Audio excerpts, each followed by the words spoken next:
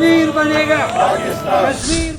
5 اگست 2019 کو ہندوستان نے کشمیر پر اپنے غاصبانہ قبضے کو قانونی جواز فراہم کرنے کے لیے اپنے آئین میں ترمیم کرتے ہوئے کشمیر کو ہندوستان کے لیے، باقی ہندوستانیوں کے لیے وہاں پر رہائش اور وہاں پر پراپرٹی رائٹس دینے کا فیصلہ کیا، جس کو پوری دنیا نے کنڈیم کیا، اور پاکستان شروع سے ہی اس موقع پر قائم ہے کہ کشمیریوں کو حق خود ارادیت دی جائے، کشمیریوں کو اپنے خود ارادیت اور اپنے استصواب رائے کا حق دیا جائے، تاکہ وہ اپنی مرضی کے ساتھ جس ملک کے ساتھ رہنا چاہتے ہیں رہیں، آزادی کے ساتھ۔ پاکستان کے لوگ اور پاکستان کی حکومت ہندوستان کے اس اقدام کو شروع ہی سے غیر قانونی، غیر آئینی، غیر اخلاقی اور غیر انسانی قرار دیتی ہے، اور ہمیشہ ہم اس دن کو جس طرح یوم یکجہتی کشمیر کے ساتھ سے مناتے ہیں، اسی طرح 5 اگست کو بھی ہم کشمیروں کے ساتھ اظہار یکجہتی کے لیے آج یہ دن منا رہے ہیں۔ چنن یوم سیاہ کشمیر دا انڈیا انلیگلی چکم دا کشمیر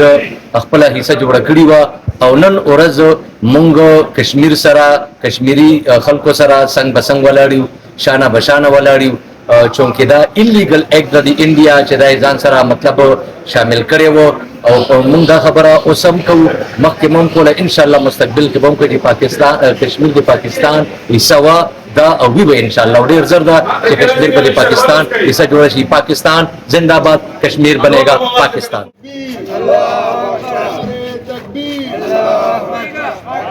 کشمیر بنے گا،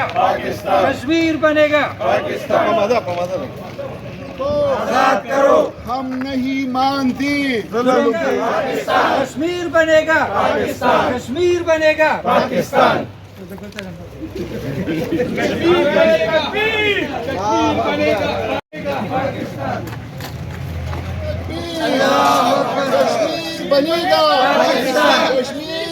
گا، پاکستان بنے گا، کشمیر بنے گا، کشمیر بنے گا، پاکستان۔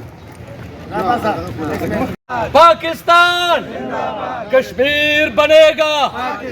کشمیر بنے گا۔